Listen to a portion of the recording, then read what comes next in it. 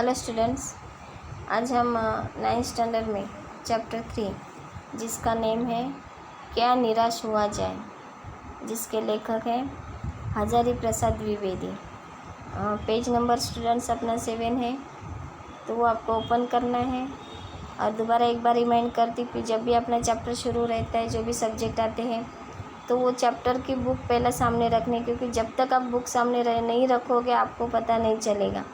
Okay, तो चलो बच्चों, हम अपना पाठ शुरू करते हैं जिसका नेम है क्या निराश हुआ जाए। मेरा मन कभी कभी बैठ जाता है कि समाचार पत्र में ठगी, डकैती, चोरी, तस्करी और भ्रष्टाचार के समाचार भी आ रहे हैं, भी रहते हैं। यानी लेखक यहाँ पर ये कहना चाहता है कि मेरे मन में कभी कभी बैठ जाता है यानी मेरे मन में कभी कभी आ जाता है कि समाचार में, यानी जो वृत्तपत्र आता है जिसमें ठगी, डकैती, चोरी, तस्करी और भ्रष्टाचार के समाचार भरे रहते हैं। आरोप प्रत्यारोप कुछ ऐसा वातावरण बन गया है कि लगता है देश में कोई ईमानदार आदमी ही नहीं रहा है। हर व्यक्ति संदेह की दृष्टि से देखा जा रहा है। जो जितना ही ऊंचे पद पर है उनमें उतने ही अधिक दोष दिखाए जाते हैं। यानी कवि यहाँ पर कहना चाहता है अपने देश की परिस्थिति के बारे में। कवि का कहना, लेखक का कहना यही है कि अभी समाचार में, यानी वृत्तपत्र में हमेशा रोज़ का यही समाचार रहता है कि चोरी, तस्करी, भ्रष्टाचार, यही समाचार रहते हैं। कोई अच्छी न्यूज़ दिखाई नहीं देती, पढ़ने को नहीं मिलती। हर एक दूसरे के ऊपर आरोप प्रत्यारोप लगाए जाते हैं। ऐसा वातावरण अपने देश का बना है। यानी ऐसा लगता है कि देश में कोई ईमानदार आदमी ही नहीं रहा है। हर एक व्यक्ति की दृष्टि से संदेह, यानी शक की दृष्टि से सभी देख रहे हैं। यानी जो जितने ही ऊंचे पद पे जाए वो उतने ही अधिक उनके अंदर दोष दिखाते हैं। एक बहुत बड़े आदमी ने मुझसे एक बार कहा था कि इस समय सुखी वही है जो कुछ नहीं करता, जो कुछ भी करेगा उसमें लोग दोष खोजने लगेंगे।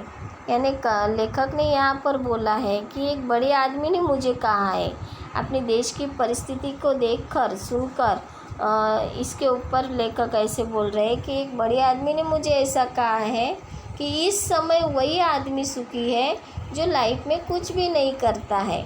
कुछ भी नहीं करना मतलब क्या है कि समाज में कुछ ऐसे काम करो जिससे अपने नाम की कीर्ति हो जाए, लेकिन ऐसा कुछ भी नहीं करना है। जो कुछ भी करेगा तो लोग उसके अंदर दोषी निकालेंगे। इसलिए लेखक ने पहले पैसेज में यही बोला है कि जितना आदमी ऊंचे पद पे जाता है उसके अंदर उतनी ही दोष दिखाते हैं। उसके सारे गुण भुला दिए जाएंगे और दोष को बढ़ा चढ़ाकर दिखाया जाने लगेगा। सही बात है बच्चों कि आप कितना भी अच्छा काम करो, लेकिन अगर आपने एक काम बुरा किया तो आपके सारे अच्छे काम उस एक बुरे काम को छिपा देते हैं। मतलब क्या कि एक एग्जाम्पल अगर आपको समझाने के लिए कहेंगे कि आपके क्लासमेट हो, आपके फ्रेंड सर्कल में, आपने हर टाइम उसको सब कुछ हेल्प किया, आपके फ्रेंड को, चाहे नोटबुक चाहिए या कोई होमवर्क उसका अनकम्प्लीट रह गया तो कंप्लीट करने के लिए दिया। लेकिन एक बार अगर उसने जो मांगा, फॉर एग्ज़ाम्पल पेंसिल मांगी, पेन मांगी, इरेजर मांगा, कुछ भी एनीथिंग एल्स आपके पास मांगा, तो आपने अगर उसको नहीं दिया तो आप तुरंत उसी टाइम बुरे बन जाओगे। यानी लेखक का कहना यही है कि उसके सारे गुण भुला दिए जाएंगे और दोष को बढ़ा चढ़ा कर दिखाया जाने लगेगा।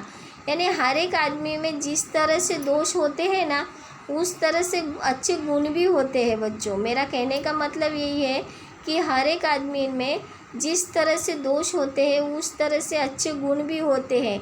लेकिन हम लोग नोटिस क्या करते हैं कि उसके अच्छे गुण हम नहीं बताते हैं, बट उसके जो दोष होते हैं उसके अंदर वो बढ़ा चढ़ा कर बताते, ताकि वो आदमी कितना गलत है, कितना गलत तरीके से रहता है, ये समाज में हम फैलाने का काम करते हैं। दोष किस में नहीं होते हैं, सभी में दोष होते हैं। यही कारण है कि हर आदमी दोषी अधिक दिख रहा है और गुणी कम या बिल्कुल भी नहीं। स्थिति अगर ऐसी रहेगी तो निश्चय चिंता का विषय है। तो लेखक यही बोल रहा है कि इसी के कारण तो लोगों के अंदर हमें दोष ज़्यादा दिखता है और गुण कम दिखता है या दिखता भी नहीं। और ये स्थिति अपने देश की अगर ऐसी रहेगी तो सच में ये चिंता का कारण है, बराबर है ना। यानी लोग दोषी क्यों दिखाई देते हैं, लोग अच्छे क्यों दिखाई देते हैं। इस पैसेज के थ्रू से लेखक हमें यही कहना चाहते हैं, अगर हम उस आदमी में दोष ढूंढेंगे तो वो आदमी हमें दोषी ही दिखेगा, चाहे लेडीज़ हो, जेंट्स हो या आपका फ्रेंड सर्कल में कोई हो।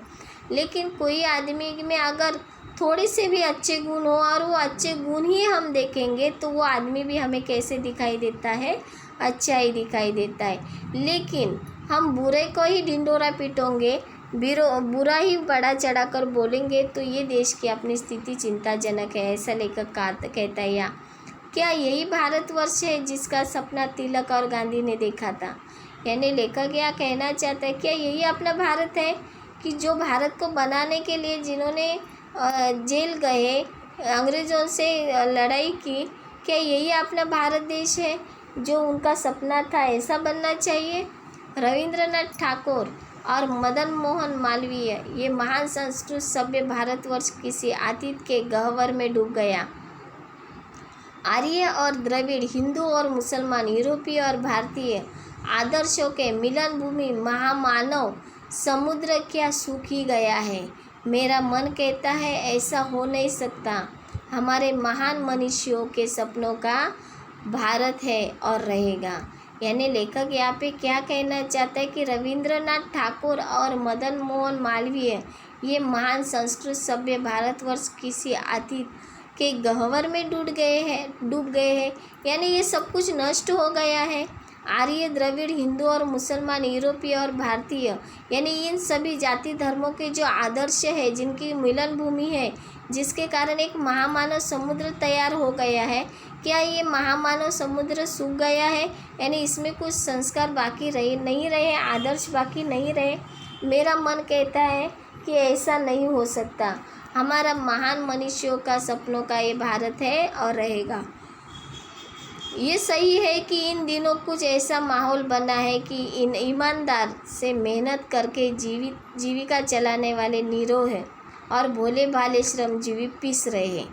कि ये सही है कि कुछ ऐसा माहौल अपने भारत देश में, अपने समाज में, अपने सराउंडिंग एरिया में, यानी ऐसा माहौल बना है कि ईमानदार और मेहनत करके अपनी जीविका जो चलाने वाले निरोही और भोले भाले श्रमजीवी पिस रहे यानी उनकी बेकार कंडीशन हो रही है।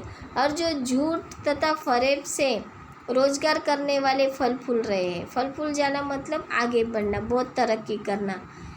ईमानदार को मूर्खता का पर्याय समझा जाने लगा। सच्चाई केवल भीरू और बेबस लोगों के हिस्से में पड़ी। ऐसी स्थिति में जीवन के महान मूल्यों के बारे में लोगों की आस्था ही हिलने लगी।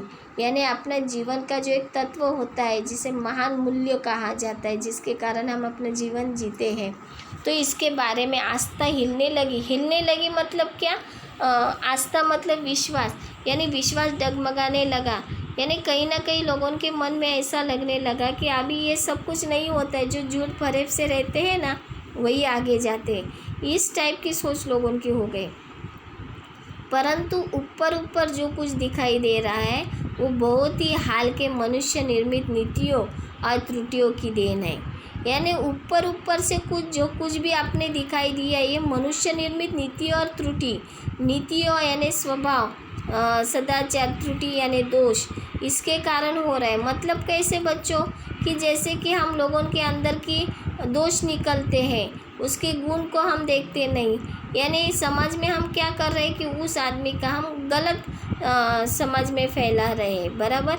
वो है अच्छा, लेकिन उसके बारे में हम गलत बोल के उसको बुरा कर रहे हैं। यानी ये मनुष्य निर्मित है और उनकी कई त्रुटियों के कारण ये ऐसा हो रहा है। सदा मनुष्य बुद्धि नई परिस्थितियों का सामना करने के लिए नए सामाजिक विधि निषेधों को बनाती है। उनके ठीक साबित न होने पर उन्हें बदलती है। नियम कानून सबके लिए बनाए जाते हैं, पर सबके लिए कभी कभी एक ही नियम सुकर नहीं होता। सामाजिक कायदे कानून कभी युग से परीक्षित आदर्श से टकराते हैं। इससे ऊपरी सतह अलोड़ित भी होती है। पहले भी हुआ है, आगे भी होगा। उसे देखकर हताश हो जाना ठीक नहीं है। यानी लेखक यहाँ पर क्या कहना चाहता है कि मनुष्य निर्मित ने जो ये परिस्थिति बनाई है, मानव बुद्धि नई परिस्थितियों का सामना करते हैं, बराबर। वो सामना करने के लिए वो अलग अलग विधि निषेधों को बनाती है। अगर उससे भी पॉसिबल नहीं हुआ तो वो क्या करते हैं, उसमें बदलाव लाते हैं। फॉर एग्जांपल अगर मैं देना चाहती हूँ तो आप 9th स्टैंडर्ड के बच्चे हैं, आपकी हिंदी हैंड राइटिंग नहीं अच्छी आ रही है और आप खुद एग्री करते हो कि हाँ ये मेरी हिंदी हैंड राइटिंग अच्छी नहीं आ रही है, तो उसमें आप बदलाव करने की कोशिश करोगे। अंडरस्टैंड? यानी ये देखकर हताश हमें होना नहीं है कि नहीं मेरी तो हैंड राइटिंग अच्छी आएगी नहीं, ऐसा सोचकर हताश नहीं होना है। भारतवर्ष ने कभी भी भौतिक वस्तुओं को संग्रह को बहुत अधिक महत्व नहीं दिया। उसकी दृष्टि से मनुष्य के भीतर जो महान आंतरिक तत्व स्थिर भाव से बैठा हुआ है वही चरम और परम है। भारतवर्ष कभी भी भौतिक वस्तुओं को संग्रह अधिक महत्व में नहीं दिया, यानी भौतिक वस्तुओं को कभी ज़्यादा महत्व उन्होंने दिया नहीं है। उसकी दृष्टि में यानी उसकी नज़र में मनुष्य के भीतर यानी मनुष्य के अंदर जो आंतरिक तत्व स्थिर भाव से बैठा हुआ है वही उसका चरण और परम है। लोभ, मोह, काम, क्रोध आदि विकार मनुष्य में स्वाभाविक रूप से विद्यमान रहते हैं, पर उन्हें प्रधान शक्ति मान लेना और अपने मन तथा बुद्धि को उन्हीं के इशारों पर छोड़ देना बहुत निकृष्ट आचरण है। निकृष्ट यानी बहुत ही कम सोच वाला, निकृष्ट यानी बहुत ही नीचे लेवल का, बराबर। यानी यहाँ पे कवि क्या कहना, लेखक क्या कहना चाहते हैं कि प्रधान शक्ति मान लेना अपने मन को तथा बुद्धि को उन्हीं के इशारे पर छोड़ देना बहुत निकृष्ट आचरण है। यानी अपना मन और बुद्धि दोनों अपने बॉडी के जो पार्ट होते हैं बच्चों, वो दोनों अलग अलग पार्ट होते हैं, क्योंकि मन की सोच और बुद्धि की सोच जो होती है वो अपनी व्यावहारिक होती है और मन की सोच जो होती है वो अपनी इमोशनल कर देती है, बराबर। यानी बुद्धि और मन दोनों अलग अलग होते हैं, लेकिन वो दोनों को मनुष्य क्या करते हैं, दूसरों के आधार पर छोड़ देते हैं। यानी बुद्धि और उन्हीं के इशारों पर छोड़ देना बहुत है, यानी छोड़ देना ये निकृष्ट आचरण है, स्वभाव ये निकृष्ट अपना लेवल है, ऐसा नहीं करना चाहिए। अंडरस्टैंड बच्चों? तो कवि यहाँ पे यही कहना चाहते हैं कि लोभ, मोह, काम, क्रोध आदि विकार मनुष्य में स्वाभाविक रूप से विद्यमान, यानी ये जो स्वभाव है ये मनुष्य के अंदर होती ही है, नो डाउट, बट उसको कितना उपयोग करना, उसको कितना आचरण में लाना, ये अपने ऊपर, अपनी बुद्धि और अपने मन के ऊपर डिपेंड करता है कि आप 9th स्टैंडर्ड के बच्चे आप ये व्यवहार अच्छे से समझ सकते हो कि अपने मन को क्या अच्छा लगता है और बुद्धि को क्या अच्छा लगता है। जो मन को अच्छा लगता है शायद वो बुद्धि को नहीं अच्छा लगता होगा, और जो बुद्धि को अच्छा लगता है वो शायद मन को नहीं अच्छा लगता होगा। तो वो दोनों जो आचरण है वो अपने शरीर में, अपने स्वभाव में अलग अलग जगह है, तो उनको निकृष्ट आचरण में लाना नहीं है, यानी उनको दूसरों के भरोसे छोड़ना नहीं है। जो बुद्धि को अच्छा लगता है वही करना चाहिए, जो मन को अच्छा लगता है वही करना चाहिए। तो बच्चों ये जो अपना 3rd पार्ट है, क्या निराश हुआ जाए, इसका मैंने 1st पार्ट बना के भेजा है। जब अपना नेक्स्ट हिंदी सब्जेक्ट आएगा उसमें मैं अपना 2nd या 3rd पार्ट बना के साथ में भेज दूँगी। अपना सब चैप्टर ही ज़्यादा बड़ा नहीं है, लेकिन आपको अच्छे से समझ में आए इसलिए मैं अलग अलग पार्ट में हर एक यूनिट को डिवाइड कर रही हूँ और उस हिसाब से आपको पार्ट बना के भेज रही हूँ। Okay, thank you and have a nice day.